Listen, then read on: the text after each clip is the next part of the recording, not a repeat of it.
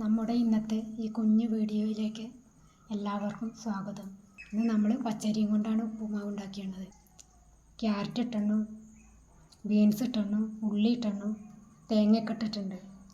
അങ്ങനെയാണ് നമ്മൾ ഉപ്പുമാവ് ഉണ്ടാക്കിയത്. ഇത് റേഷൻ കടയിൽ നിന്ന് കിട്ടുന്ന പച്ചരിയാണ്. നമുക്കത് പാത്രത്തേക്ക് കുറച്ച് എടുക്കുകയല്ലേ.